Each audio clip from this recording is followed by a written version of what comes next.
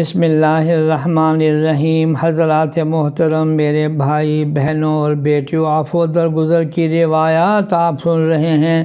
آج پہلی روایت حضرت انس سے مروی ہے۔ ایک لمبی حدیث بیان کی کہ ایک مرتبہ حضرت صلی اللہ علیہ وسلم مسلسل 3 دن تک ایک آدمی کے جنتی ہونے کے بارے میں فرماتے رہے کہ ایک شخص آئے گا جو جنتی ہے۔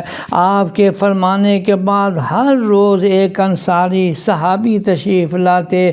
بالآخر حضرت عبداللہ بن عمرو بن العاص رضی اللہ عنہ کو اس شخص کے اس عمل کو دیکھنے کی جستجو پیدا ہوئی کہ جس عمل کی وجہ سے اللہ کے رسول ان کے بار بار جنتی ہونے کی بشارت دے رہے ہیں۔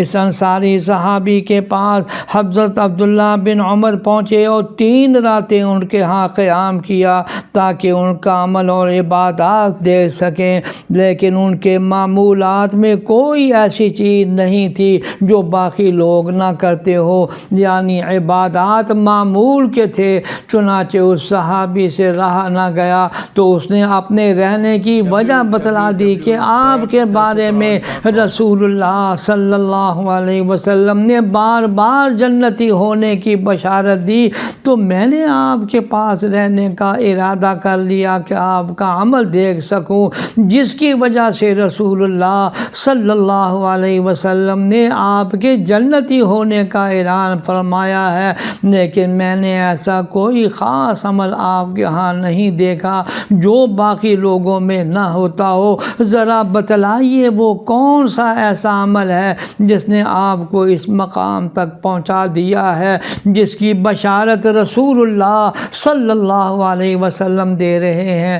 تو انہوں نے کہا کہ جو آپ نے دیکھا میرے روزانہ کے معمولات یہی ہیں، ہاں ایک چیز ہے کہ میں کسی مسلمان کے بارے میں اپنے دل میں کینہ نہیں رکھتا اور کسی کو ملنے والی نعمت پر حسد نہیں کرتا ہے۔ فرمایا رسول اللہ صلی اللہ علیہ وسلم نے حسد سے بچو، کیونکہ حسد نیکیوں کو اس طرح ختم کر دیتا ہے جیسے خشک لکڑیوں کو آگ ختم کر دیتی ہے۔ یا اللہ ہمارا ظاہر اور باطن درست فرما، آمین۔